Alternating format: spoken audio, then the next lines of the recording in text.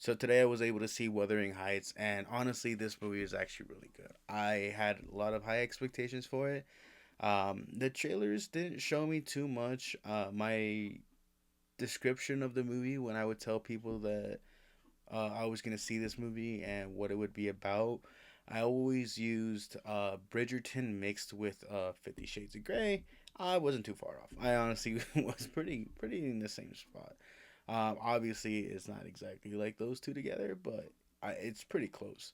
It is a good romantic movie, and there is a good chemistry between the main characters, Margot Robbie and Jacob Elordi, to the point where I really felt like they actually did have a connection and they really did love each other. I never once in this movie felt like they weren't close. I did have an issue with the age difference. Because even though Margot Robbie is still beautiful, she's, obviously much older than Jacob Elordi. And I believe she's supposed to be playing someone in their early 20s to late teens, if I'm not mistaken. So to be able to see that in her character, it was just kind of weird. It was, you can clearly see that she's not that age, and I just really still enjoyed it though. She did great as she always does. Jacob Elordi obviously gave everyone what they wanted. His costume design I didn't really like. I don't know if it's in the trailer. I didn't look at it again, but I didn't like the one ear piercing and the one gold tooth that he has in this movie. It's very cringeworthy in my opinion. I don't like that. I feel like it looks weird, but that's just my opinion. I digress. Um, Beyond that, this movie was great. I really enjoyed it. I was locked in the whole time. There's some comedic moments, obviously, and then there's some like very like heart touching moments where you're just watching it and you can see the passion that they bring to their roles, and a lot of things did hurt to watch. Not in relatability or anything, but just like it's just devastating. Like it's a struggle that people go through, and it's just hard, but it was still enjoyable for the most part. I am gonna do a spoiler review for this one, just because like this movie is very hard to talk about without spoiling anything. So if you haven't checked it out, just go check it out now. Go watch it before I spoil it. If you don't care for the spoilers, then that's fine. But um, yeah. So as far as spoiler warning goes, I'm gonna start spoiling it. So if you're not wanting to get anything spoiled, this is your final warning. Honestly, this movie was really great when it came to Margot Robbie's character marrying someone who she didn't love. She was always told that she has to marry someone who, on the end of the rich side of the world, because they have to give her everything she wants. Yeah, they have to make her perfect in every way, as in beautiful, everything she ever wants, enrich the family, all this stuff. That's what her father puts in her head in this role, and it comes out to bring a good depiction on just because you have everything, it doesn't mean everything. There's no meaning when you have everything, and that's what this movie did good on showing. Because yes, she did have the love of this man, and she had the love of his friend, and she had all the servants, and she had all like anything she could ask for. She had it, but it didn't mean anything for her because it's not the person she loved. It's not the person she wanted. The person she wanted was Jacob Elordi's character. I don't remember the names, so I'm just gonna say the actors' names. But because of this, you start to see them start to grow apart, and you start to see her start to go into depression.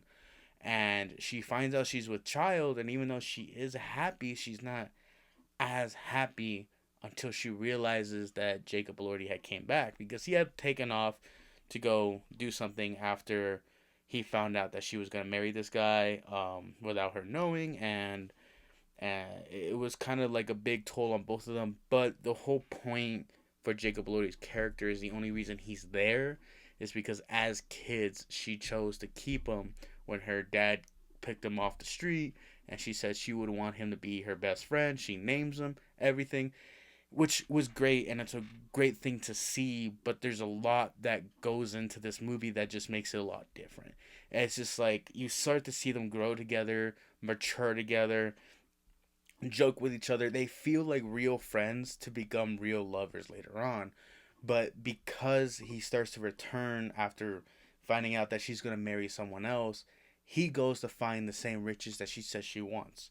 He thrives to give her what she wants. He thrives on giving her what she feels she needs so he can feel he deserves her.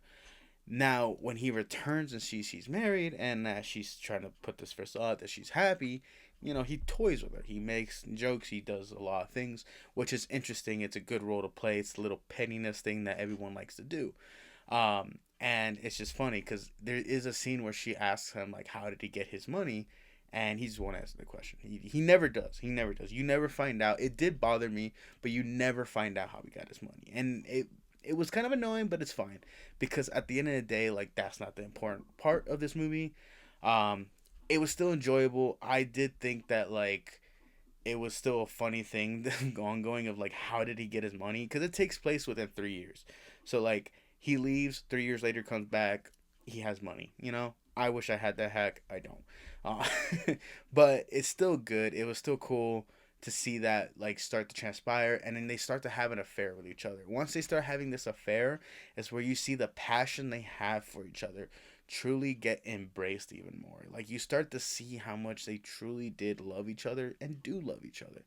Because Jacob Elordi's character doesn't just want this from her. He wants her love, but he knows that he can't have it because there's a strong focus on disgracing yourself.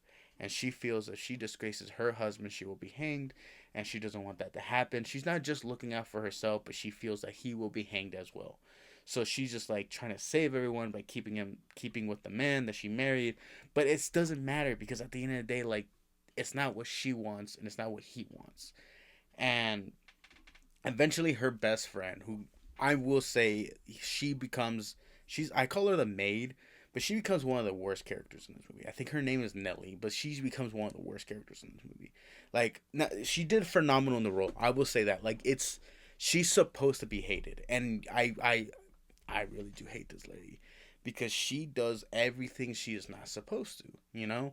She betrays Margot Robbie's character like multiple times because out of jealousy and spite. And because of that, you start to look at her like you're a two-faced bitch, and you don't like seeing that. Like, why are you two-faced to her? Like, she's giving you a home too.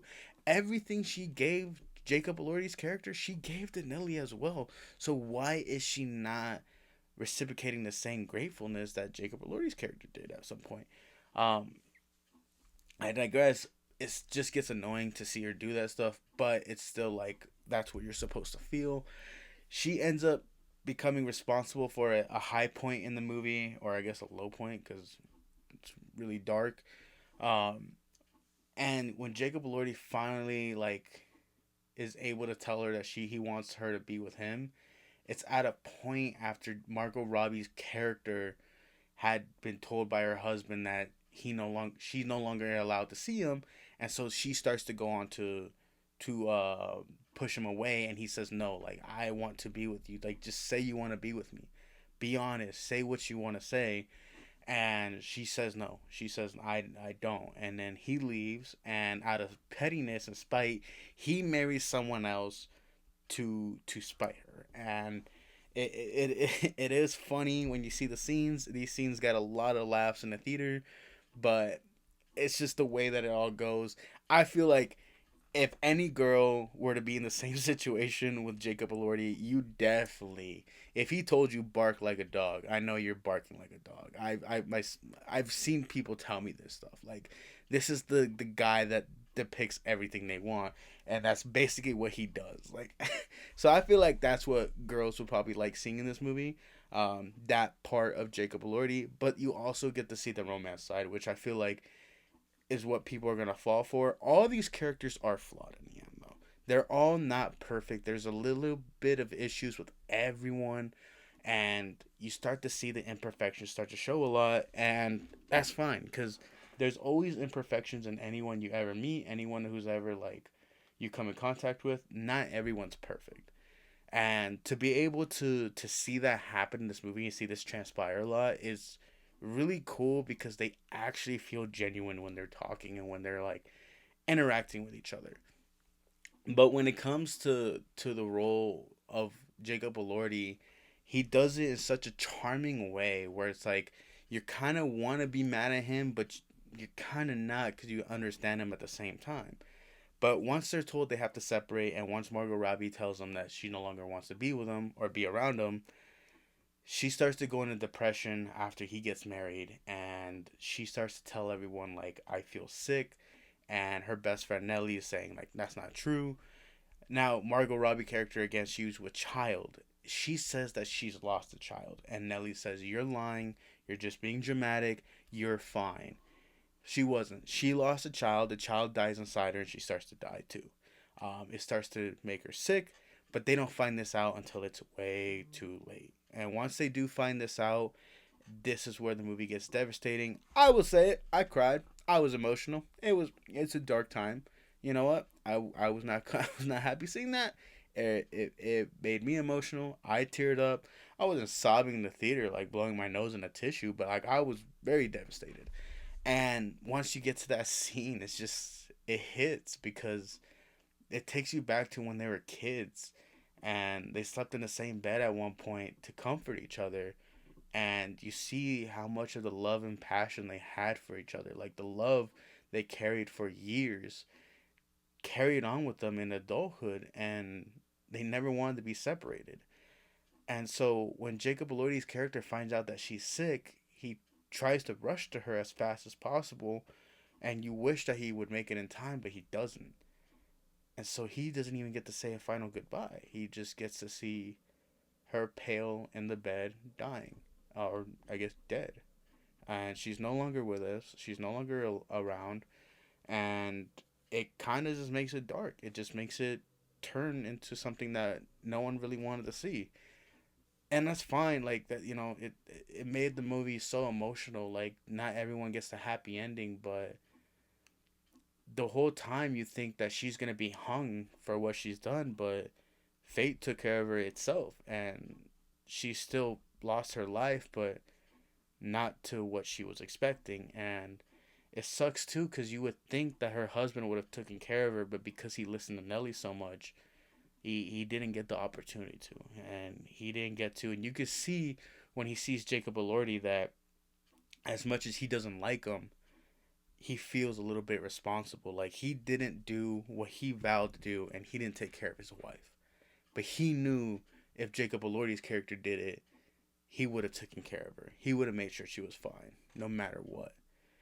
But because that didn't happen, it takes a dark toll. Um, like I said, it was very devastating to watch. I teared up. My theater was pretty empty, so I'm not gonna say like anyone else around me teared up.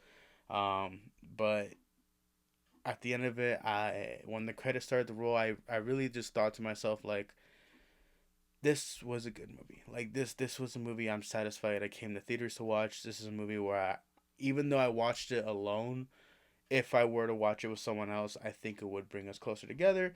Now, obviously, the cheating aspect of the movie would probably make people argue, but I digress. It's all different. I did enjoy this movie even though I watched it alone. I feel like this is a good movie to watch on Valentine's Day.